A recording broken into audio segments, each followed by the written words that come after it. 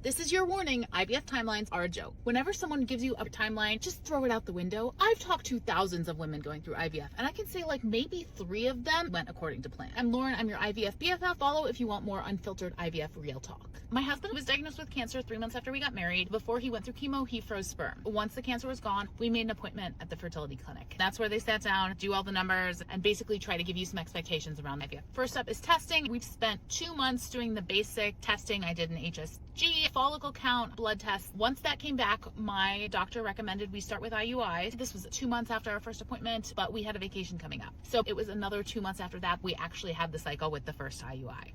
IUI number 1 did not work. We moved on to IUI number 2, added a few more meds right away. IUI number 2 also did not work. Around that same time, we did another semen analysis and that all looked normal. We were ready to take a break from treatment and try on our own. We did that for 6 months and then we called the doctor again. If this video is helping you understand how an IVF timeline works, repost it so another IVF girly can see it. Almost a year after our first fertility appointment, we said, yes, we're gonna do IVF treatment. Once I get my period, I go in for the baseline to make sure everything looks okay, but there is a problem. There is a cyst on one of my ovaries. My doctor says, let's just wait a month, it'll probably go away. Come back, that cyst is still there. He wants to put me on birth control, that'll probably clear it up, take that for a month and come back. Cyst is still there. My doctor's not willing to move forward with IVF until the cyst is removed. This surgery costs $3,000 out of pocket, puts our IVF timeline even more on hold. Cyst is gone, and within the next few days, they start me on Stims medication. That IVF timeline gets pushed out. My follicles weren't really growing fast as they should. I was kept on meds longer, probably spent about 2 weeks on Stims. Did my egg retrieval. We had planned for a fresh transfer. As the eggs were fertilized and growing, my doctor was concerned they did not look to be good quality, so he recommended we do PGTA testing and canceled our fresh transfer. Another kink in the IVF timeline. Unfortunately, all of our embryos came back genetically abnormal, not viable with life. This was devastating. Took a break, made some lifestyle changes, started going to acupuncture supplements. After 3 months on our own, we were ready to do IVF again, but we wanted to go to a different clinic.